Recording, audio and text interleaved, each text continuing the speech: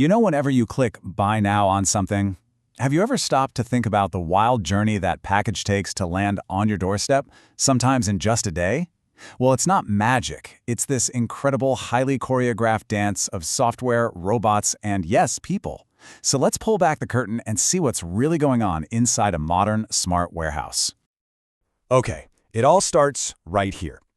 Look at this graph. We are shopping online like never before. It's an absolute explosion, projected to shoot past $6 trillion. To put that in perspective, in China alone, they delivered over 70 billion packages in 1 year. This tidal wave of orders has pushed the old-school manual warehouses to their absolute breaking point. They just can't keep up. And it's not just about the sheer number of boxes. Our expectations as customers have totally shifted. We want things fast, right? Sometimes in a matter of hours, not days. We expect this endless online shelf with millions of options. And of course, we demand that the order is 100% perfect every single time. This perfect storm of speed, variety, and accuracy, well, it forced a complete revolution in how things get from a shelf to you. So how on earth do they pull it off? Well, the revolution doesn't actually start with a robot, it starts with software. We're talking about the digital brain, the nerve center that runs the entire show. It's called a warehouse management system, or a WMS.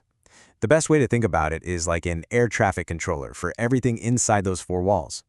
It knows where every single item is, down to the specific bin on a specific shelf. It knows where that item needs to go, and it's constantly calculating the fastest, most efficient way to move it. It's the central nervous system, telling both human workers and robots what to do next.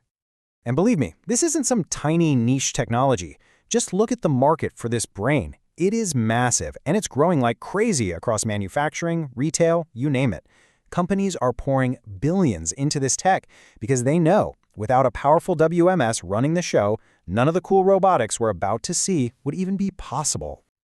All right, so now that we've met the brains of the operation, let's actually follow an order and see how it moves through the warehouse. This is where the digital commands from the WMS turn into real, physical action. We're going to break this whole journey down into 3 main stages.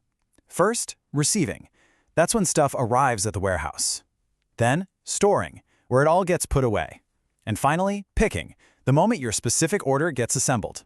So let's start at the very beginning, at the loading dock. The second a truck backs up to the dock, the clock is officially ticking. Now, in an old warehouse, you'd have people with clipboards and scanners checking things in, which is slow and, honestly, super easy to mess up. But in a smart warehouse, yeah, it's a whole different ballgame. Check this out. This is a drive-through scanning portal. A forklift driver can just drive an entire pallet of boxes right through this arch, and bam! In just a few seconds, every single barcode on every box is scanned and logged into the WMS. The driver doesn't even have to get off the forklift. This one piece of tech can save about 25 minutes of unloading time per truck and pretty much gets rid of any receiving errors. It's huge.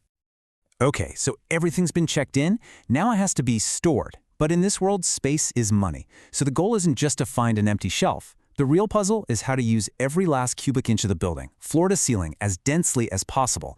And that's a problem that humans, on their own, are just not very good at solving. And the solution? It's something called an Automated Storage and Retrieval System, or ASSRS for short. So instead of these big, wide aisles that a forklift needs, these systems use super-fast robotic shuttles and cranes that zip up and down these incredibly narrow, tall corridors. They can pack goods in with unbelievable density, and then, when an item is needed, they can retrieve it and bring it to the front in just a few moments. So, your order hits the WMS. The items you want are stored deep inside that automated system. Now comes the most important and traditionally the most time-consuming part of the whole process, picking. This is where a worker has to find the exact items for your order. If they grab the wrong thing, the wrong size, the wrong color, the whole promise of speed and accuracy just completely falls apart. So the first step to improve this was to help the human picker. That's where you get systems like voice picking.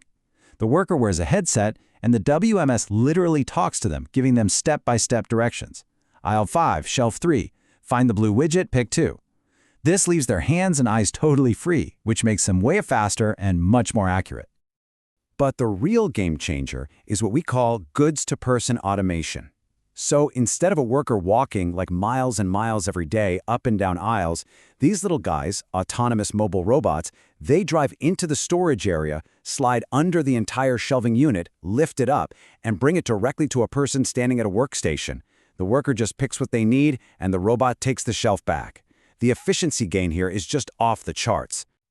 Now, of course, whenever we talk about this level of automation, the elephant in the room is always jobs, right? Are the robots taking over?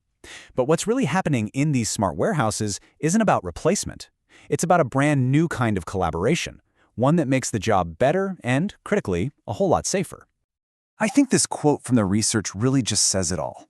It's not a question of choosing between humans or machines, but rather harnessing their combined potential. The whole idea is to let the robots do what they're good at, the heavy lifting, the repetitive travel, the dangerous stuff, so the humans can focus on what we're good at, like problem solving and quality control. And to really understand why this is so important, we have to talk about safety.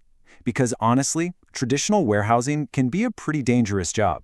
In the US alone, the industry sees nearly 15,000 injuries and illnesses every single year. And a huge chunk of those injuries? They come from things like operating heavy machinery. Just look at this breakdown of common forklift injuries, fractures, bruises, sprains. It's serious stuff.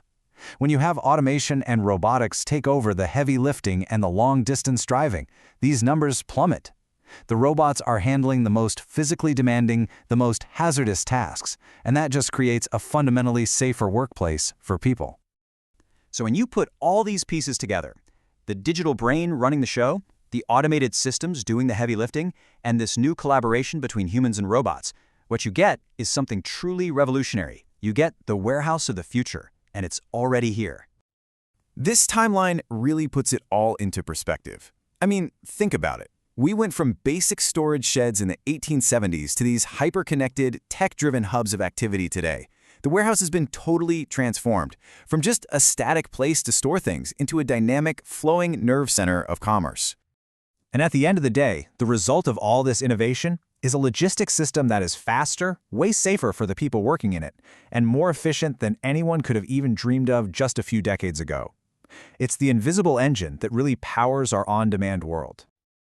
But as we look ahead, with things like artificial intelligence and machine learning getting more and more powerful, it leaves us with one last, really fascinating question to chew on.